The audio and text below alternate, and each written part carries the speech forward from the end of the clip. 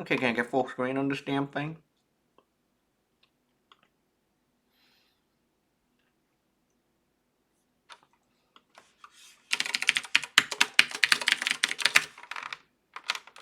That works. That should work. Alright.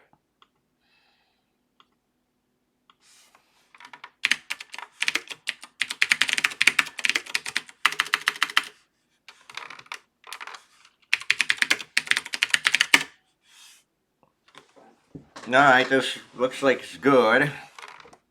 Hello, everyone. Can I do that? Alright. Do a preview. Oh, damn.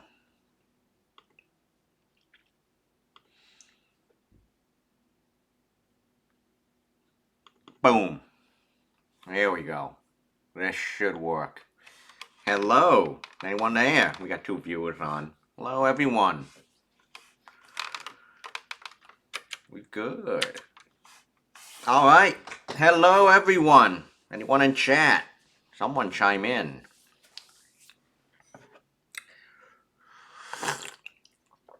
Yes. Today, it is the 11th episode of the 11th season, the 11th month. Look at that. Yes. Hello, everyone. Hey, Luby. How are you? Mic check, audio check, video check. We sound good. Check, check, 1, 2. Yes. Hey, we send Universum. Hello. Yeah. All right. The 11th month, the 11th episode, the 11th season, Introduction to Security. I'm Ming Chow, teaching professor at Tufts University. And, yeah, I want to, first of all, before we begin, going to wish everyone a happy Thanksgiving, early happy Thanksgiving, because we're not going to meet next week. We're going to come back in 2 weeks for the one final episode. Yes, this is the second to last episode of the season. Yeah. Been a fun semester. And usually around this time of the year, this is a time to not only give thanks, but for me, it's also a good time to go back to take a stroll down memory lane. Yeah, and today we're gonna talk about forensics. Now, forensics. Remember in the very first lab of this course, working with the command line? First lab. And there's a question here. Number 13. What command can you use to securely delete a file? There's a reason why I asked this question. And today we're going to deal with it. We're going to address that. If for this lab, if you say RM or to empty the trash can is the command that you use to securely delete a file, it's the wrong answer I am looking for. Today, what I will show you is how, well, when you just dump a file in the trash can or you do an RM, it doesn't delete the file. It doesn't delete a file at all. It just deletes a pointer to a file. But furthermore, I'm going to show how you recover those files. Yeah, how can you recover files that were deleted with RM? And what we're going to do today is we're going to do things like acquiring data from a disk. We're going to analyze data from a disk, and we're also going to, well, I just said, recover deleted files off of a disk. So you're going to learn tools today, some new tools, but you'll be surprised. And this ties in very well with the topic of malware, because like malware and malware analysis, you need to know everything, like a lot of things that we've learned previously. Linux commands, especially Linux commands, to do forensics. So here's a scenario for you: is what happened if you have been attacked, compromised, infected with malware, or Well, God forbid if you're in a criminal incident. Like, what's the incident? What's the evidence? What happened? When? Who? It's a who, what, when, where, why. And that's the motivation. And that's what forensics really boils down to. What forensics really try to do is they answer the who, what, when, where, why. So, forensics, by definition, is the preservation of computer media, identification of computer media, extraction of computer media, interpretation of findings, and documentation. It's a very rigid process, and you can't leave any stones unturned, because chances are that your work will be used in a court of law, and the process is, you know, assess the situation, acquire the data, analyze the data, and just do a report. And I'm going to take a strip down memory lane. I used to do some work with law enforcement. And so if you have any suspicions that, someone has been, is in a, committed some sort of a crime, like child pornography, insurance fraud, before you do anything, you have to obtain a search warrant. And here is an application for a search warrant in the Commonwealth of Massachusetts. Okay? So this is step number one. So before you do anything, before you go guns a blazing, take bag and tag stuff, got to get a search warrant. And here's an example of an actual search warrant. This is a template. And it's like 2 pages, but it's 2 pages double sided. This is going to be sealed. And in the back of the search warrant is a list, an inventory of items that you have seized. Okay, this can include boxes. So you're going in for a computer crime. You're going to look for a computer crime. You're going to be taking things like hard disk, computer, phone, and yes, even the router. Okay, so I'm going to give you some terminology. In forensics, it's a really, really short list of terminologies. Volatile data is probably the most difficult to work with because they change all the time. This includes things like memory, RAM, and processes. And this is especially important, volatile data, when you're dealing with, especially with a lot of modern malware, especially malware on like payment systems. Like there's so many, like this is so critical because this could be like where like sensitive information is stored. Non-volatile data include things like the physical drive, the hard disk, USB drives. Um, Now there's 2 ways to copy information. There's something called physical acquisition, which is you do a bit-by-bit copy of the physical store. So, for example, if you have a USB stick, um, I'm going to get one right now. I'm going to go get a USB stick.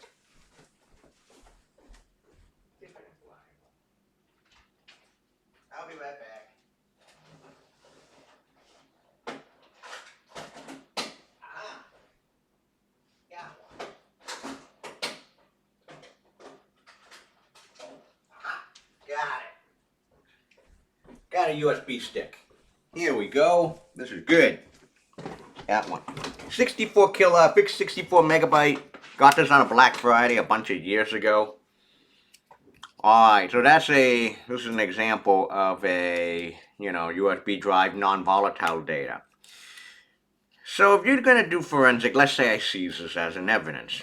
This is actually more common than you think. So I seize this as an evidence. We seize this as an evidence. So usually, one of the things that you want to do is do a bit-by-bit copy of this entire 64 gigabyte drive. Could take a while. It could like 1 to 3 hours on these systems these days, depending on what USB speed you use. Back in the days when we did like an 80 gigabyte hard drive, it took like 3 or 5 hours to do a bit-by-bit copy of the entire physical store. So the good news is you get a full 64 gigabyte copy of this disk. The bad news is some really bad news, which is that's a lot of information. That's a lot of data. takes a long time to do a physical acquisition. Now, there's another way around it. For some system, you can do what is called a logical acquisition. You'll do a bit-by-bit copy of certain file structures and directories on a file system. A very good example is Android. So Android, has a pretty well-known file pack to have a file structure. It has many different partitions and drives. So if you only want to look for certain directories and files, you only, instead of doing, let's say, a full bit-by-bit copy, you only want to get, a couple gigabytes worth of directories and files. You know exactly where to go. Just get that. The problem is, you're so constrained to certain directories and files. It's a lot quicker, but you're probably going to be missing a lot of information. Now, when you do bit-by-bit copy of stuff, you want to add, hey, Fact Warrior, you want to use, if you want to do a bit-by-bit copy of, like, say, something like this, a USB drive, you want to use a write blocker. A write blocker is a physical device that is hooked up to your computer to collect information on this drive, but there is absolutely no writing at all. That also includes deletion. So I'm going to show you what a write blocker looks like. And a couple $100. Okay. So a write blocker is a digital device in digital forensics. Is a device in digital forensics that allows investigators to access data on a storage device, such as this, without altering or writing any data to it. And it's a pretty bulky device. Something looks like, oh, they had a really good one. Here. Here we go. This is a good one. So Tableau makes some of the best write blockers. So one end of the write blocker goes to your computer. The other end of the write blocker goes to a hard drive or a device just like this.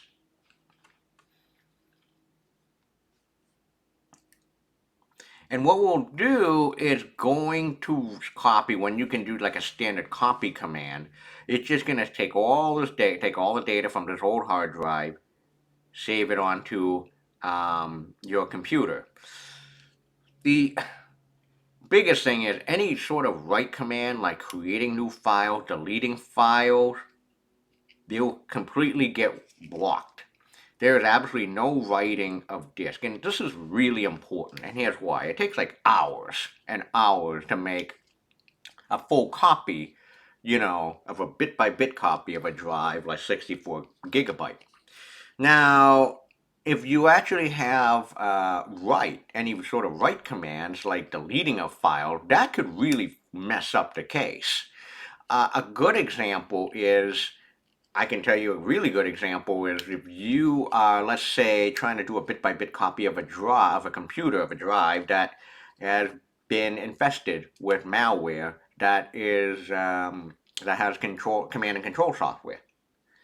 And so the attacker in some foreign country will just realize, oh shit, there's a chance that we may actually get caught. So we're actually going to send a command to go wipe out the drive and delete stuff. But when the drive is on a write blocker, that stuff can't happen. So there's no altering of any sort of information on the drive when you're copying, which is really, really important. So when you're doing copies of drive, yes, definitely use a write blocker. Chain of custody is a chronological documentation from cradle to grave. It's a full process from warrant seizure, transfer of information, analysis, disposal. It is a month, it could be many month process. So what could possibly go wrong if you actually don't use a write blocker to acquire evidence or data? Well, I just explained it. Just imagine if, you're trying to acquire data from a hard drive, but, the hard drive has been infested with malware, the computer is running, being controlled by some command center somewhere, and then the attacker goes, "Oh crap, we're gonna need to wipe stuff out to prevent that stuff from happening." We also talked about the pros and cons of physical and logical acquisition. Um, there are, by default, most of us you usually do a physical acquisition. You can use a logical acquisition if you kind of have a good idea what you're looking for and where, and you really need to save time. That's when you use a logical acquisition.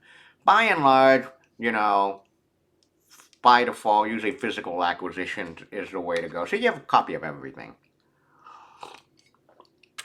So forensics tools. So how you actually do forensics tool? Once you make a cop, once you actually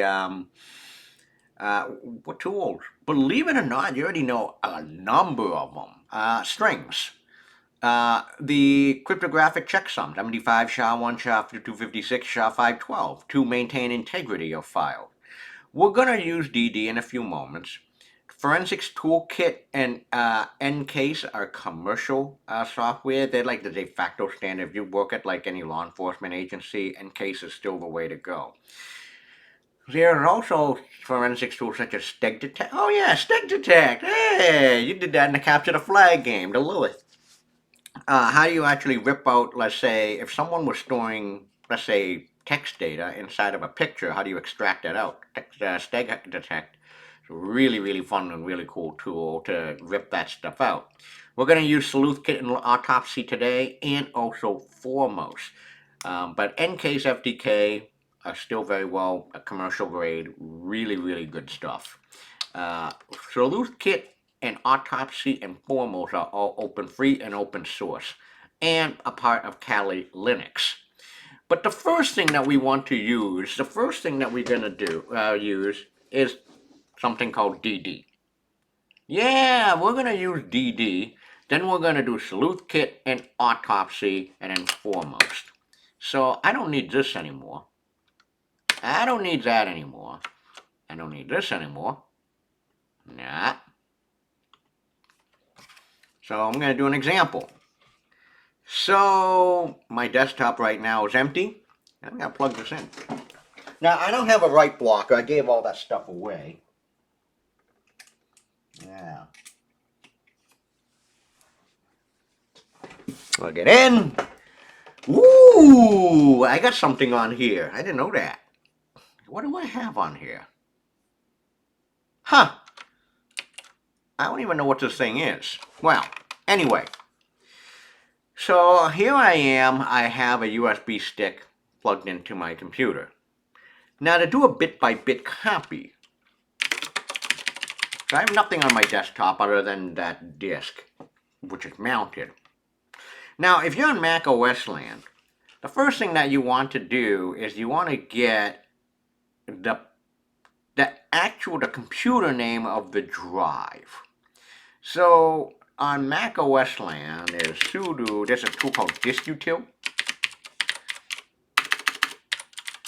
What diskutil is, this is a command version of the disk utility tool. Every Mac has something called disk utility tool. Disk utility tool. Here you go. This is the graphical version of disk util. And notice I have an external drive called the installer here. Now, what I need to get the device name, actual device name, which is disk 4. Now, to actually take a look at all the actual device names, what you can do is sudo diskutil list. And here you go. I have /dev/disk0, which is an internal physical drive. Notice that I have a whole bunch of partitions here. Underneath, there's also /dev/disk3, and this is where the idea of logical acquisition. Say I only want to have like a certain sector of a disk, such as Macintosh HD, which is 12, what's this 12 point? Here it is, 12.2 gigabyte. You can just use this as the identifier. So this is what I'm looking for, is the identifier, the disk name. Now, notice that the USB stick here, /dev/disk4, external physical drive. There's also two partitions. There is disk 4, which is 61.5 gigabyte, and then there's a disk 4S1, which is for Windows NTFS installer. Well, the full disk identifier of the USB stick is /dev/disk4. I'm going to make a copy of that. And so now I want to make a bit-by-bit copy of the entire USB stick, which is 64 gigabytes. Well, it's really 61.5 gigabyte. I mean, and then there's some disk space is used for internal files. So if I want to do a bit-by-bit copy of the USB stick, what you use is a tool called DD. So using DD to make a full bit-by-bit copy of a drive is pretty easy. You have to use sudo dd space if equals of equals. That's it. In file is going to be, which is what if stands for, is /dev/disk4. of equals evidence.jpg. We can use like .dd or .iso. We'll just do .dd. So that's it. That's all I need as a command to make a bit-by-bit copy of the 64 gigabyte USB stick that I have attached to my computer. So it's sudo dd, and then the two important parameters are in file, out file. if equals /dev/disk4, and then of out file equals evidence.dd. Now before I hit the enter key, does anyone here know what DD stands for? Fun question, trivia. What does DD stands for?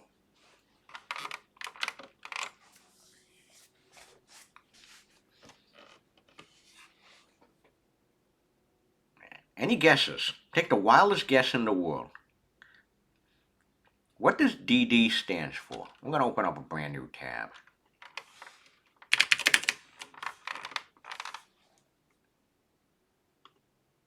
Anyone want to take a guess what DD stands for? Okay, the JSL SpeedVac says disk drive. Good, wrong answer. Not double disk. You'll be shocked. DD, this is going to blow your mind. DD stands for convert and copy. What? Yes, DD stands for convert and copy. Wait, how is that possible? Okay, here's why.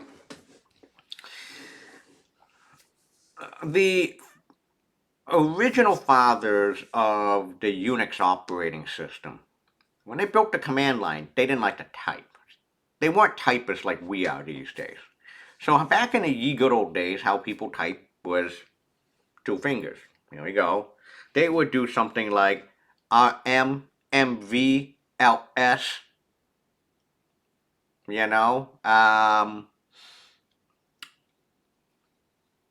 so you like what else? Move CD. You notice that a lot of Unix commands and Linux commands are 2-3 characters at the most. There's a reason for that. Now the issue is, what about CC?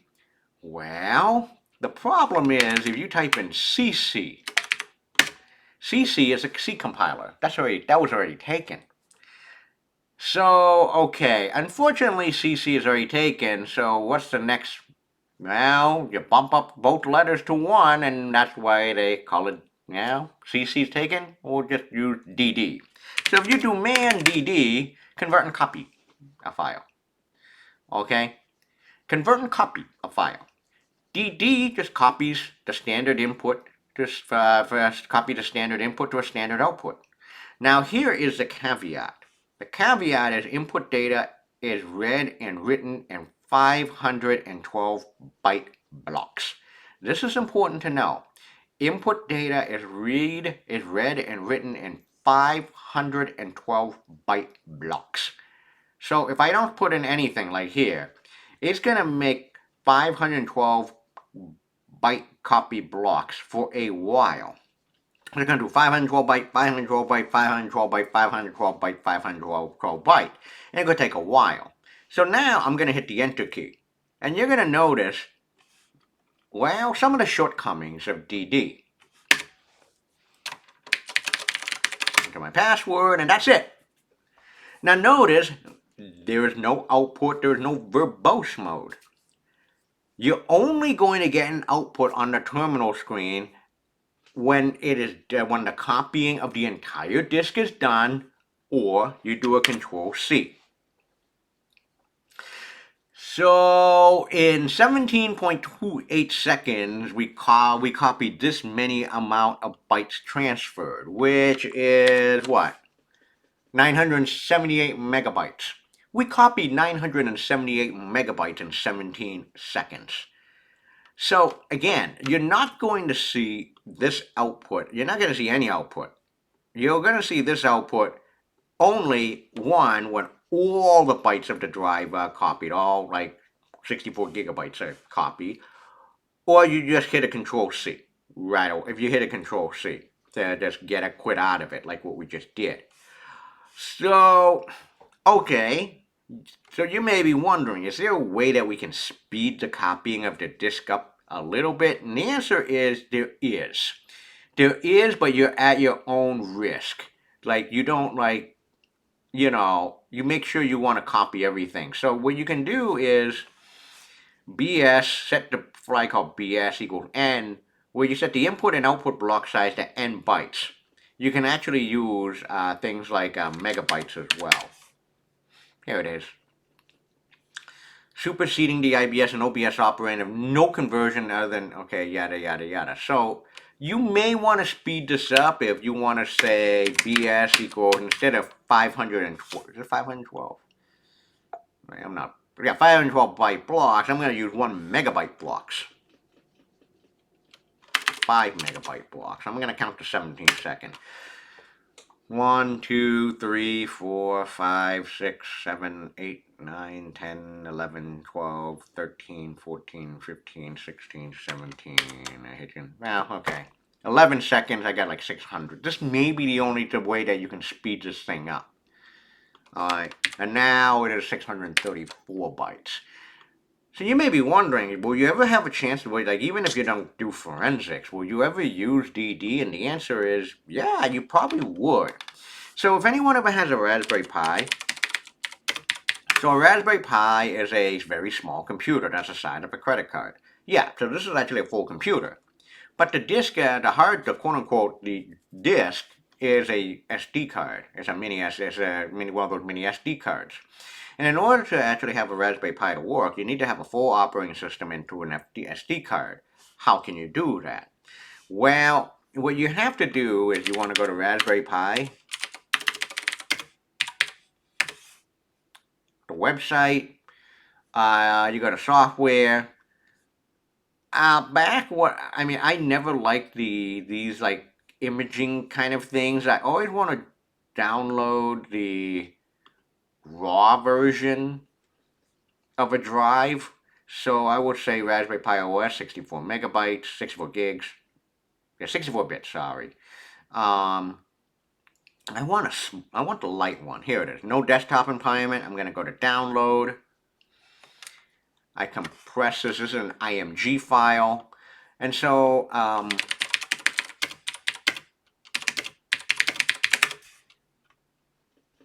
how to create an image of a Raspberry Pi SD card. And here it is, DD command. So if you're a Unix or Linux, including Mac OS user, you can use a DD card. Do they have the command here? Yeah, and here it is. They use BS is 4 megabyte in IF equals OF equals, is this right? That just doesn't look right.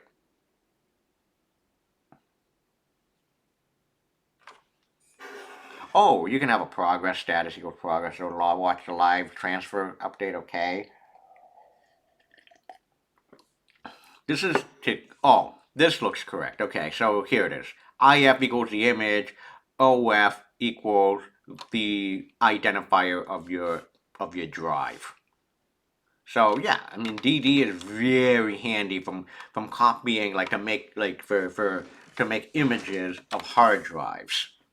Okay, so now imagine that we have copied a drive. We have a full bit by bit copy of a drive. Now let's do analysis. And this one you can play along. Right now on my desktop, I have no files, as you can see.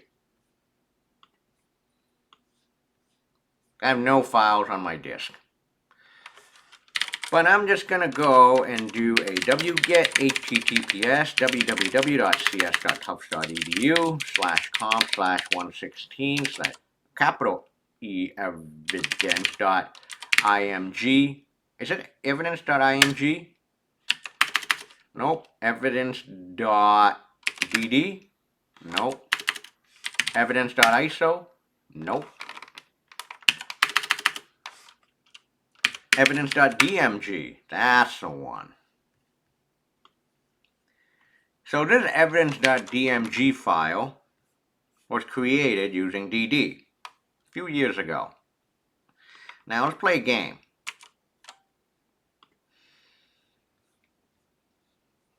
Now, for your eyes only, I am going to now double click on the DMG file, and you can see a drive. Alright, no tricks, everyone. How many pictures do you see? How many items do you see here? If I double click on the evidence drive, how many files do you see? There's no tricks here. How many do you see?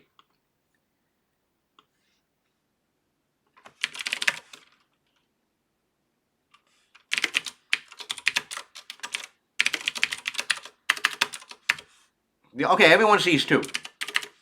Everyone sees two files. Really? I see only two files as well. Stat.txt and a WebP picture. If I do an ls minus la, okay, you only see two items. Do an ls minus l, you only see two items. ls minus la, well, you see a little bit more. 1, 2, 3, 4, 5, 6, 7, 8. You see 9 files. But you have a lot of dot files. So you're looking at you're looking at what? Two very visible files. More stack.txt. And this is the paper on Stack Overflows. I'm going to open up this picture. Now,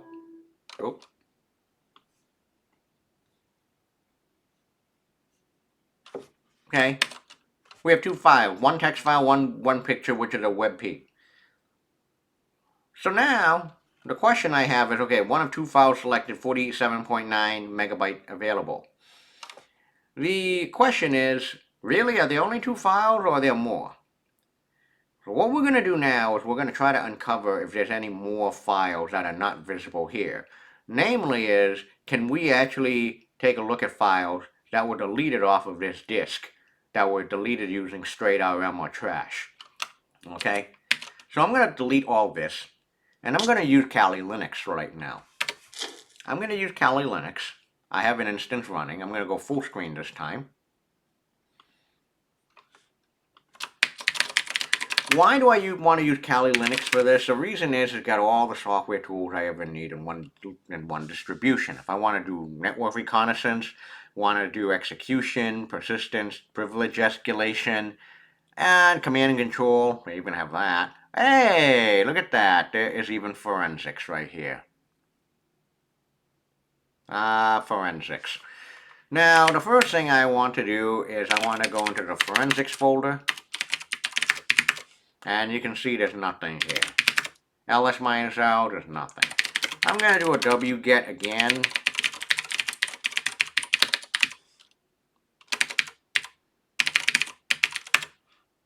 Now I'm going to download the evidence.dmg file. There we go. Downloaded. Of course, I can do an MD5 on evidence. Ooh.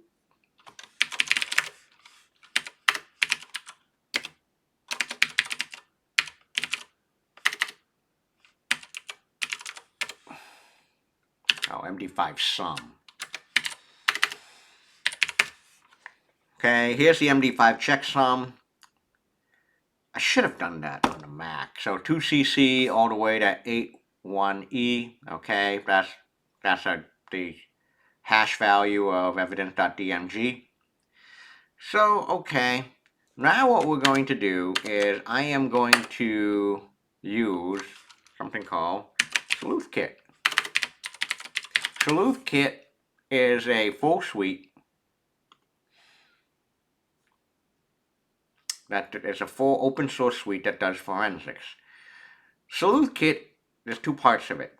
First of all, there's a piece called Autopsy. Autopsy is the graphical user interface.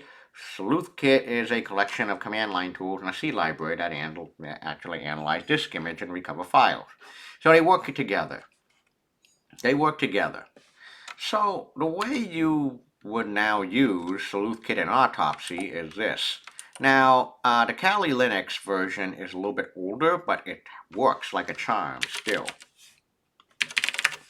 So I'm going to type in Autopsy. And, oh, damn. Can't do that. Why? It's sudo autopsy. Sudo autopsy. Keep this process running and use Control-C to exit. Using the web browser that is on Kali Linux, there's Firefox. I'm going to copy the link address. Watch what happens next. Here we are. Open up Kali Linux. Paste it in. There you go. Welcome. This is an older version of the Autopsy Forensics browser. I'm going to create a new case. Case number, I'm going to... Hey.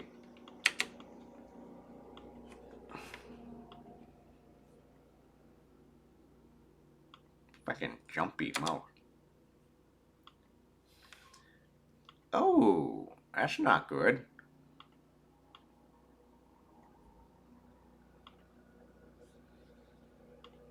Getting like janky here.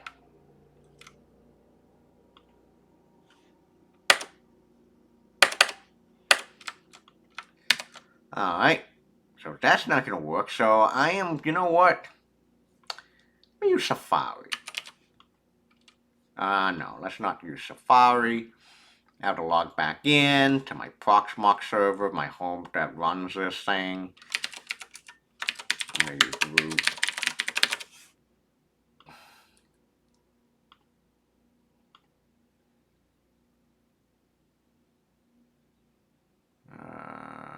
Yeah, I'm here. Oh, console. Here we go. I don't know what was going on there. Create a brand new case. Don't jump on me now. Okay, so case name. Twitch 2025 11. What's today? 20? Okay. Twitch case. Luby.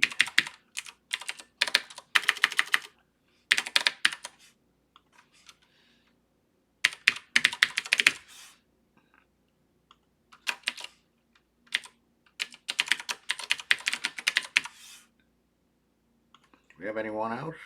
No, just a couple of you. I'm going to say that's a new case. Creating a case. All right. I'm going to use Luby. Oh, no. Mouse is acting up again. Yep, mouse is acting up again. What is going on?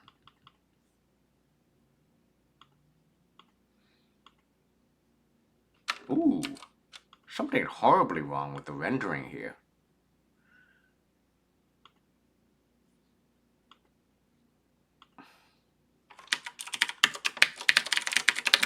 really bad with the rendering.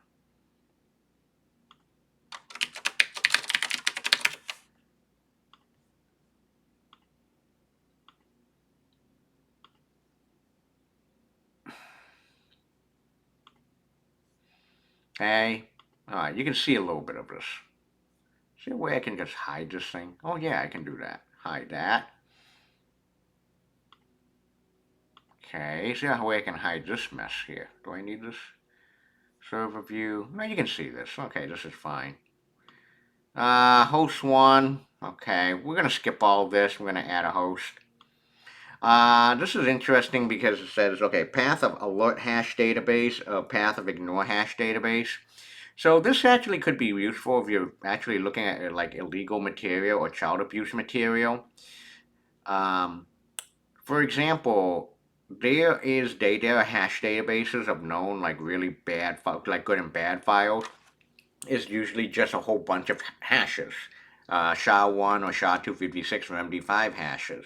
So if people don't like to look at pictures and stuff like that. So what you would do is instead of looking at the pictures to see if it's like one of those things, you just upload a hash database, and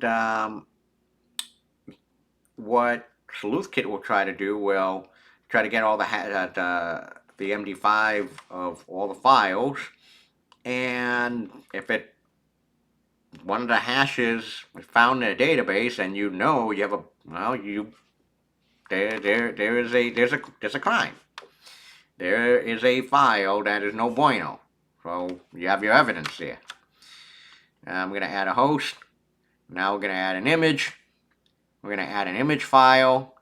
So we're gonna go home, DEFCON, workspace, forensics, evidence .dmg. So we're going to do a symlink, which is an alias. We don't want to do another 64 gigabyte copy. Hit next. There we go. Yeah, let's calculate the hash value for this image. You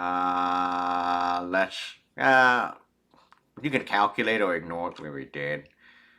Here we go. Analysis of the image shows the following file partitions, which we'll add. Okay. All right. We've added everything. So now let's go to analyze. Let's analyze the first thing. Oh, that sucks. We have file analysis that is, well, there's nothing to do on the file analysis. We can get image details. That's hard to read. Got a keyword search. You can search for IP, CC, SSN, date. Let's do a search for date. And you can find all the instances of where date is found.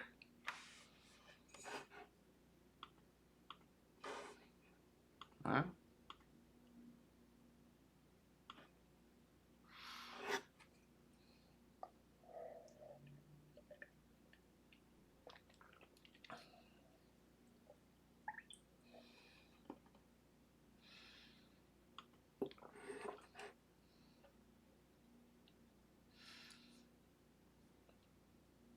Searching for, what are we searching for?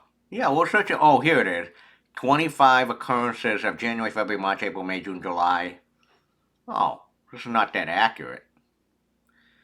Alright, so no file type. You can do a search, but this is pretty damn disappointing. Yeah. Well, folks, we gotta close. Wow, that was disappointing. So, what about this one? The C drive. Let's do an analyze here. Can we do better? Okay.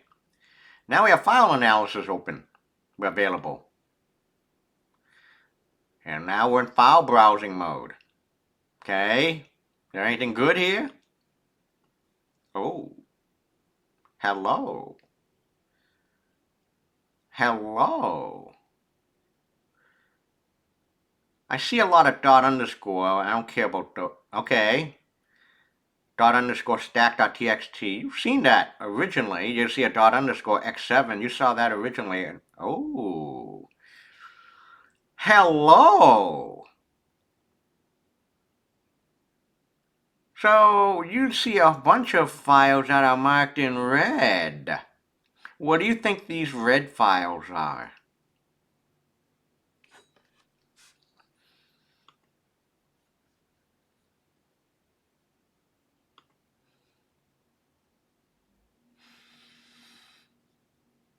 Hello. Let's go click on this one. There's another one that's red.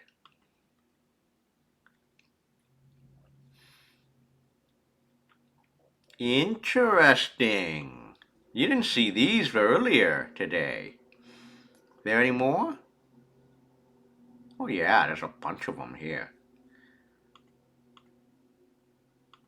Another PNG file here.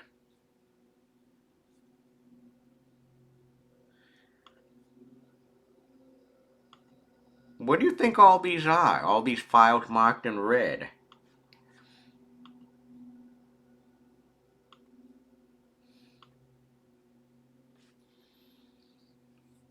Yeah. You didn't see this in the original disk on my Mac. And if you guess these red files are, oh yeah, they're the deleted one. They're the deleted files. Yes, so these are all deleted. Anything that's marked in red is deleted files. All these red ones have been deleted. The blue ones were the one that existed.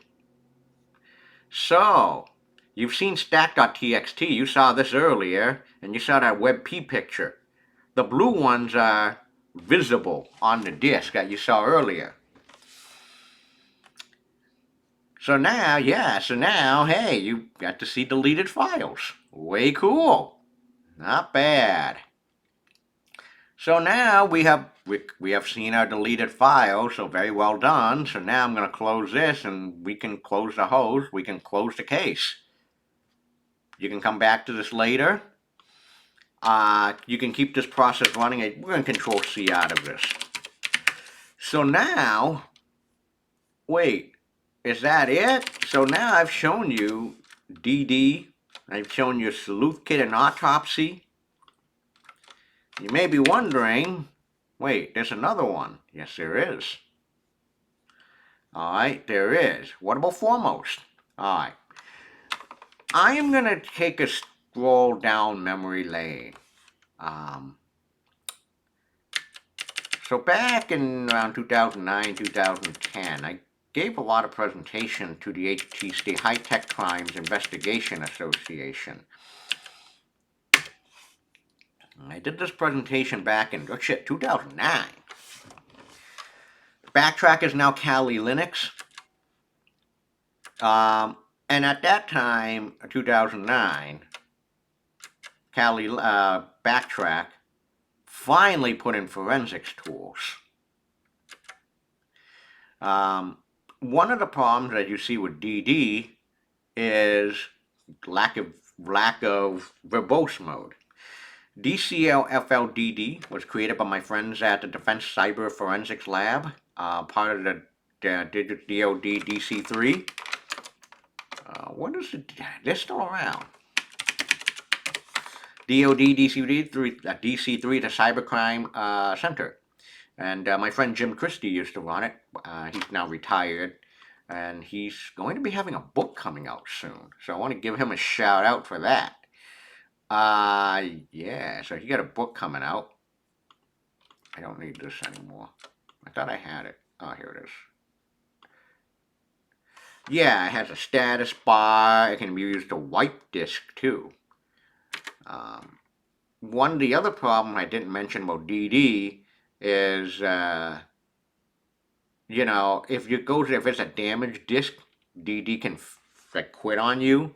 But DD underscore rescue will just keep on going, will keep on going, will keep on going. So these are DCFLDD and DD underscore rescue are really, really good, like souped up versions of DD that you should be using. This is one of my favorite tools. So earlier today I just showed you Sleuth Kit and Autopsy. Foremost is a command line tool also developed by the DoD DC-3, and what it does is just file carving.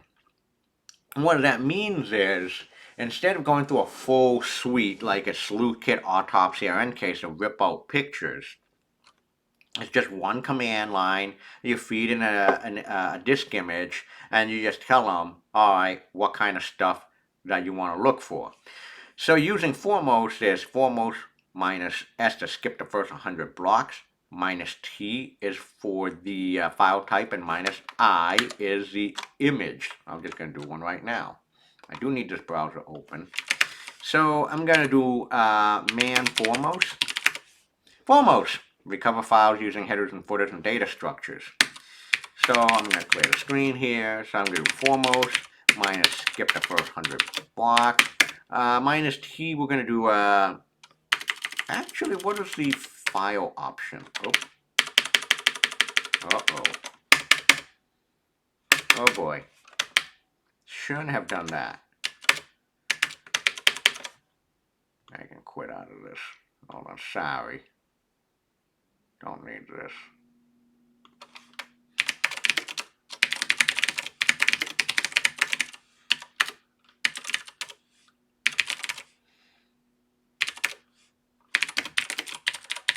Is it just looking for the entire, okay. Remove the output, man foremost. What are the different types? Okay, so far it can only do JPEG, GIF, PNG, BMP, EXE, MPEG, WAVE. Quit. Foremost minus S100 minus T. Let's start with a JPEG. Evidence.dmg. Boing. All done. CD output. More audit.txt.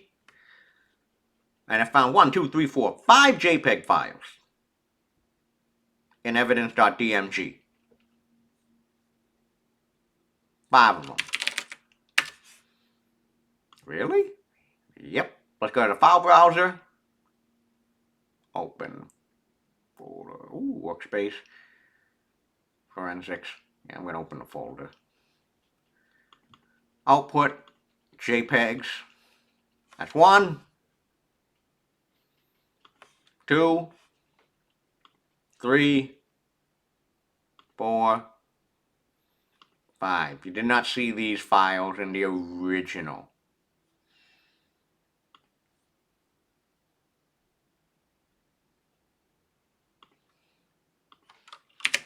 RM minus, oops. I'll do an RM minus RF output. Do this again. Let's do PNG.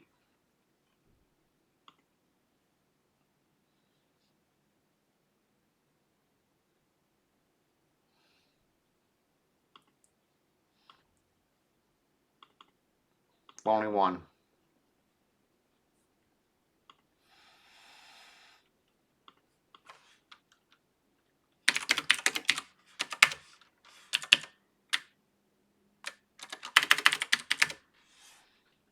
Oh, does it do text? That sucks.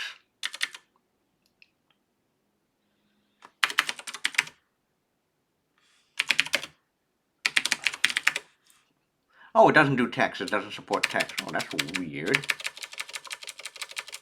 Doc, zip, CPP, MP4, all. Hey, you know what? I've actually never tried that. I want to do all. Okay, so it worked.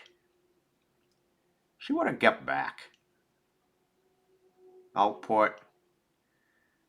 It looks like it. No, that's weird. Audit. If I do all. Yep, the minus all is on. Well, that's better than nothing. It just do JPEG and PNG, but no text file. 6 files extracted. So, okay, it's kind of a dated tool, but it just works so nicely. It's nice and simple. So yeah, Foremost is a really cool tool. It's a really good tool if you just want to rip out like pictures, like you want to recover pictures off of a disk. So yeah, so now we've done like quite a bit of tools.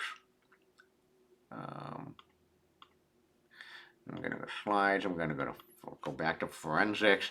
Yeah, we've done DD, we've done sleuth kit, we've done autopsy, we've done foremost. So that's forensics in a nutshell. You know what? I'm gonna stop here. I am going to stop here for a very good reason, and I'm gonna save this for the very last day of class about incident handling. Why am I going to save this to the last Twitch stream? The reason is because this is now a topic that really is going to set the stage for where do you go from here? The final Twitch stream is going to be where do you go from here? Now, you've learned a lot this entire semester, but what are the opportunities to train? What are the opportunities to learn more?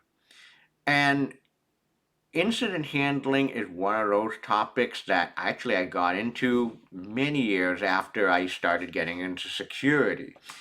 Uh, and I will also talk about like boot camp options, cybersecurity certifications, whether they're worth it or not, graduate school, whether they're worth it or not, and other things that's really going to worth your other opportunities that's really going to worth your time, like especially like going to conferences.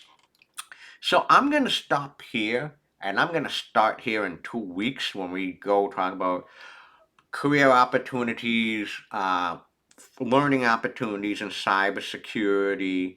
Um, if you're really, really serious about moving forward with your career, with cybersecurity um, as your career option, not just as a job, but as a career option. Yeah, we've got like deeper dive.